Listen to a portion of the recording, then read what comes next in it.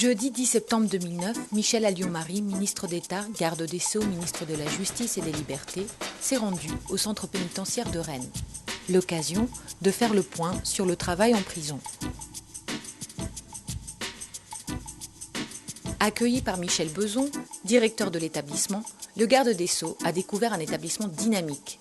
Pilote en 2003 en matière d'unité de vie familiale, il propose différents ateliers de travail.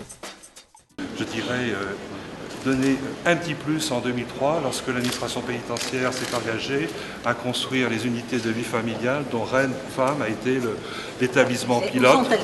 Voilà, pardon, excusez-moi, on ne le voit pas, c'est celui-là. Là, c'est le gymnase.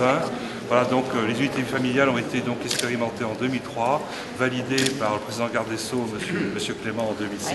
Et c'est donc une généralisation qui se fait avec que du bénéfice dans les relations pour les établissements nouveaux. La visite s'est poursuivie par l'atelier couture, où les détenus fabriquent les uniformes des surveillants. Au niveau de la couture, si je puis dire, alors on fabrique ici 30 000 pantalons pour les surveillants. Ah, d'accord. Ah, c'est ici que se font les uniformes. Donc nous faisons le pantalon, l'uniforme, le pantalon de grossesse et les grades. Sinon, on confectionne du linge pour les établissements, qu'on vend pour les établissements ou autres entreprises. Après la visite du lieu de culte, Michèle Alliot-Marie s'est rendue au centre d'appel téléphonique où travaillent actuellement 12 détenus employés de la société WebHelp.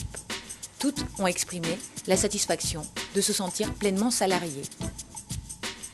L'administration pénitentiaire nous a proposé une expérience totalement nouvelle, qui est de déployer pour la première fois sur le territoire national une activité tertiaire complexe et qui fait appel, vous allez voir, à des technologies de pointe, parce qu'on parle de télécom, de voix sur IP, etc. Et on a répondu présent parce qu'on pensait que c'était une belle et une bonne idée. Donc l'expérimentation a démarré il y a 6 mois.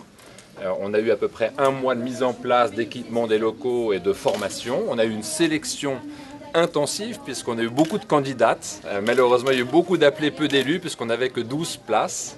Donc bravo à celles qui ont passé les filtres de la sélection et qui sont toutes là encore, ce qui prouve, je pense, dans le résultat, d'abord leur performance, on va pas leur performance, mais leur motivation aussi. Vous avez mis combien de temps à vous préparer? La sélection a duré combien de temps, puisqu'on parlait de sélection tout à l'heure? Un mois, enfin, c'est-à-dire, non. Nous avons postulé et ensuite, quand nous avons été reçus, nous avons suivi une formation de 1 mois, donc le mois de février, et ensuite nous avons commencé ici début mars. Comment sont rémunérées ces femmes? Alors les femmes sont rémunérées 6 € brut de l'heure, c'est l'administration pénitentiaire qui définit le cadre. Il y a une fourchette qui peut aller de 3,78 € de mémoire, un peu plus de 6 €. On s'est mis dans le haut de la fourchette parce qu'on pense aux activités tertiaires qui le justifient en pleinement, vu la complexité du poste. Et donc 6 € duquel il faut déduire une quote-part pour indemniser les victimes. Votre sentiment, Madame la Ministre, sur cette initiative? On souligne tellement ce qui ne va pas en prison que moi je suis particulièrement heureuse de voir là, mise en œuvre et concrètement, une expérience qui est tout à fait positive et tout à fait intéressante.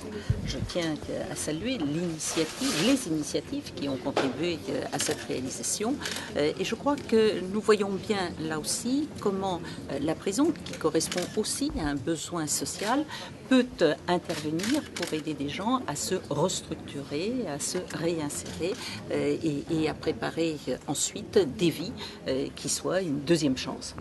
On a la chance de pouvoir avoir un salaire de WebHelp qui nous aide parce que c'est l'un des meilleurs postes au sein de la détention et les mieux payés au sein de la détention.